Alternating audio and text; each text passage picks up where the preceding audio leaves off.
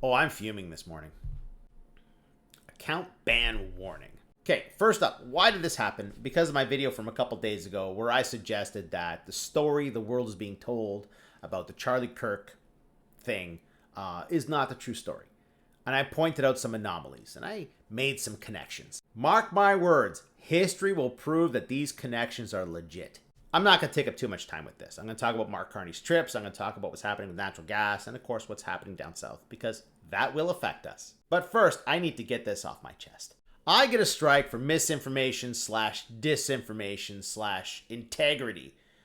While at the same time, there are certain content creators in Canada whose sole purpose in life is to spread misinformation and disinformation. There are entire corners of TikTok dedicated to debunking the bullshit that comes out of these people. Why are they allowed to continue? Is it because their content is merely entertainment rather than information? Well, here's some information for entertainment purposes only. The projectile that hit Mr. Kirk allegedly was fired from 125 yards away. However, the gun and the bullet have an ethical hunting range of 450 to 600 yards. What does that mean? That means there is no such thing as magical neck tissue and magical miracle bones that are going to stop that bullet. The official story is bullshit. That's a fact, Jack. Since I'm a terrible conspiracy theorist with no integrity, let's take a look at natural gas again. Earlier this week, I pointed to this strange behavior that was occurring in natural gas, gasoline, and Brent crude, Saudi oil. And I said that it really looks like someone's trying to prop up the market. What do I know? I'm an unreliable conspiracy theorist. There's nothing happening in natural gas. Worst September, natural gas prices fall below zero, forcing production closures. Oh! Natural gas producers are scrambling to cut production as prices in Western Canada plunge below zero. They were down between minus 55 cents and minus 80 cents. Do you think that would have had an effect on global markets? Do you think people in global markets were freaking out trying to find a way to support prices? Pfft, don't listen to me. I have no integrity. All right, let's talk about Mark Carney's trips. Carney defends trips abroad. Does he really have to defend this? Really? Yeah, I know some of you maybe do just fine by living in a basement. But in this world, it is important to get out there and see people face to face. Talk to them, one-on-one. You got to make shit happen.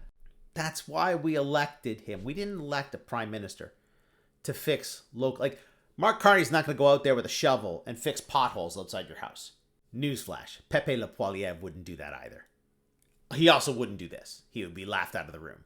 So how about you just sit back and let Carney cook? All right, I mentioned that meeting of generals and admirals in the United States, and I said, if they're smart, the meeting will be about the threat posed to NATO and the United States by Russia. And they'd have to be really stupid to have a meeting for any other reason.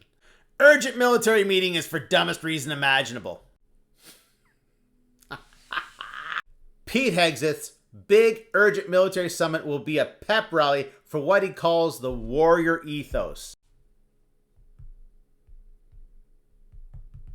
Speaking of the warrior ethos, Donald Trump has asked Pete Hegseth to provide all necessary troops to protect war-ravaged Portland. Portland's a war zone. You know how Pepe Le Poilievre says all of Canada is a war zone? You know who disagrees with Donald Trump on this point? The people who live in Portland. Portland residents scoff at Trump's threat to send military. This is not a war zone. From earlier this year, Portland sees decline in violent crime, homicides down 51% in first half of 2025. That's strange. Why would he call Portland a war zone? They love that word. When there's no real problem in Portland. Could this just be intimidation or a smokescreen to cover over some other item that they don't want to talk about? Let me close it out with this, because all this stuff happening in the United States is the needle to the AI bubble. Deutsche Bank says U.S. economy is floating on AI bubble. I remember somebody saying something about an AI bubble in the United States and other people telling him he was totally wrong. Who was that? Maybe it was one of those other content creators.